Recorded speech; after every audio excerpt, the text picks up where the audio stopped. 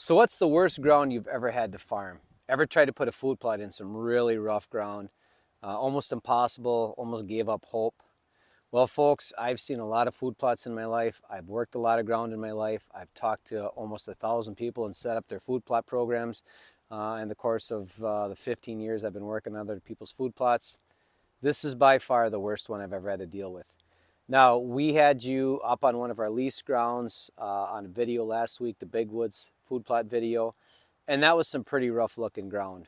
But I came across the street to where we have a hunting plot for our kids, and this is by far the worst ground we've ever had to work on. Now, this is a half-acre food plot, and it is the most rocky, and this is giant boulders. These are, some of these got to be the size of an ATV probably that are stuck in the ground. You're not pulling these out anytime soon without massive equipment. So we use this food plot for the kids who come home from football practice, basketball practice, dance practice, and the kids can quickly get in a deer stand and we can get some hunting done. We've seen some really nice bucks, 2- and 3-year-old bucks on this particular food plot, and from Menominee County, that's pretty impressive. So what's our strategy for this ground? There's absolutely no chance of tillage. I don't know if you can see behind me, there's a lot of rock, a lot of boulders, and these are really big rocks. These aren't those little ones we were looking at last week. These are some giant boulders. Again, we're not doing any kind of tillage here. So what is our strategy here? Our strategy is this. It's cereal rye and more cereal rye. Now, you can see behind me, it's starting to green up. Well, like I said, about 10 days ago, the snow left here. It's actually been in the 70s, really beautiful, hence the short sleeve t-shirt. And we're gonna let this rye grow until about, I'd say early August. Now it's gonna obviously seed out, it's gonna die.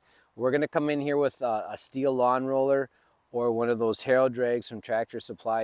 It looks like the woven steel, and we're just gonna knock it down.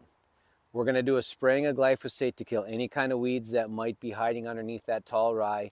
We're gonna seed on this half acre, probably a 50-pound bag of rye into it, maybe 75, depending on what the seed looks like of the rye that's getting knocked down, because that's free seed that's gonna reseed itself with enough rain.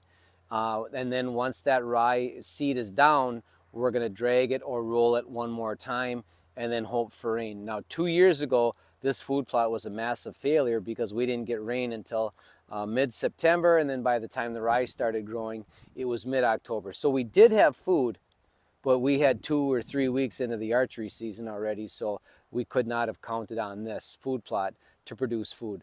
And so that's our strategy. We let that rye get up to, I can walk in here and it's about this tall, and I think as time goes on, it's going to get even better. We're going to start to put some sort of nutrients in the ground. Right now, we're just strictly using the Plot Doctor liquid lime. We're using the Plot Doctor nitrogen fertilizer for this food plot in August when we spray it and when it's up and growing.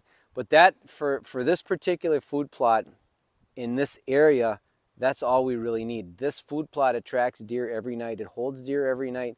Now, had this been a big ag area with this kind of crappy ground, we might have to figure on something else for planting. But in this particular, there's no ag around us. This particular food plot gets hit hard every night. We use our Tactacam Reveal trail cameras, and it tells us how many deer are in here. And we had deer, and actually, because it's so remote, there's deer in here all day long. So this is our strategy for something like this. Now, we're not all blessed with that Iowa, Wisconsin, Minnesota soil where we can just pretty much farm any way we want. There's so many people across this country that are stuck in a situation like this. Maybe they just only have a harrow drag and an ATV, and this is the particular situation they're in.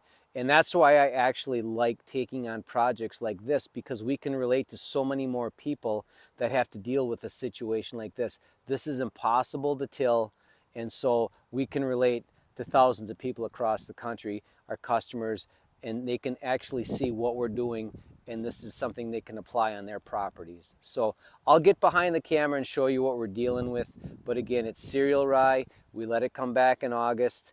We flatten it, spray it once, we seed into it, we hit it one more time with either a roller or a harrow drag, and that's it. That's all we need to do on this particular piece of property, and it works extremely well.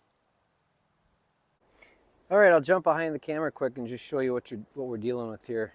I mean, you can see all the rock, and these aren't little rocks. These are excavator or big backhoe to pull these things out. So obviously we're not going to do that. We're just going to have to work around it. There's a big boulder buried right there. There's another one right here. But our strategy here is cereal rye, and more rye. And you can see the thatch from last year's rye. You know, it's not really thick, you know, but it's holding moisture, albeit, you know, the snow just left maybe 2 weeks ago. But yeah, that's our strategy. It's greening up quite nice. We're going to hit it with some nutrients this spring. We'd like to see 4 to 5 feet tall, nice and thick, to create another thatch layer for this coming year's rye. Now, 2 years ago, this was a massive failure because we had a drought all the way to early or late September, and then the rye finally grew early to mid-October. But by that time, we were 3 weeks into the archery season, so you know, a third of the archery season was pretty much lost because of the drought. So, so if you guys got ground like this and you're struggling, give us a call, email, get a hold of us. We'll help you figure it out. We deal with this stuff every day on a personal level. You know, we can make it work. Thanks for watching. We'll see you all in a few days.